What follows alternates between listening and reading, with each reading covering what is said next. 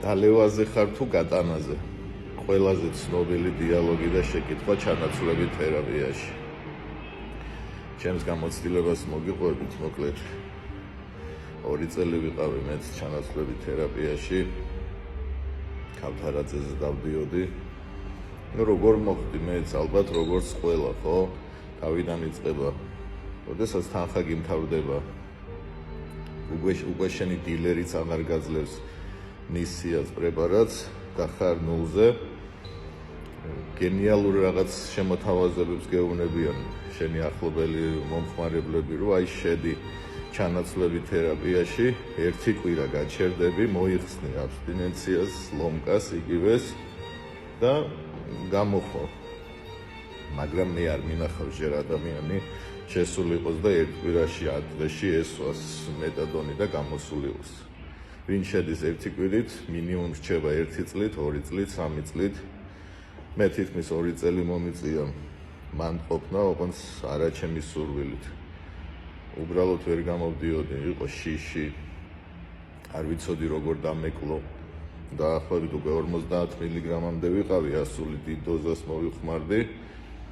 მაგრამ ერთ დღეს მივხვდი, რომ აი ზუსტად ეგ არის რა მონობა ის, რომ დილით იყვიძებ და მიდიხარ შენი ფეხით.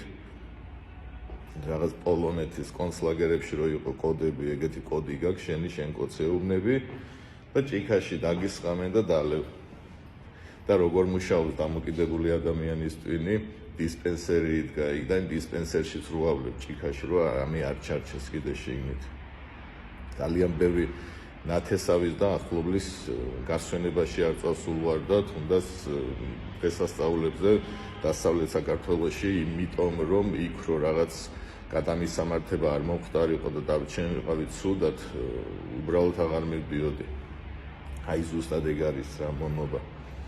და როგორ გამოვძვერი სიტუაციიდან მაგასაც გაგიზიარებთ, მოკლედ დავისახე გეგმა და ყოველ კვირაში 5-5 მილიგრამს ვაკლებდი ხუთ და ბოლოს სადღაც 4-5 თვე დამჭირდა, ჩამოვედი 10 მილიგრამამდე და შემდეგ დავწექი დეტოქსზე და დაახლოებით 2 კვირაში მოვიშორე ამის ლომკაც.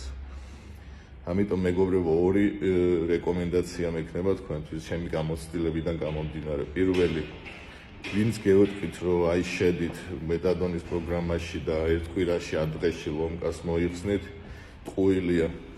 ლომკას მოიხსნით დეტოქსი და ექიმებით. და ნუ დაუჯერებთ რა ამ რჩევებს, იმიტომ რომ შეიძლება წლების შემდეგ იქიდან ვერ გამოხვიდეთ რა საერთოდ. ამიტომ ჯობია დაუჯერეთ იმ ადამიანებს, ვინც ახლა ეს ყველაფერი გადააგდო. მე ყველას გისურვებთ შვიდ და პოზიტიურ დღეს.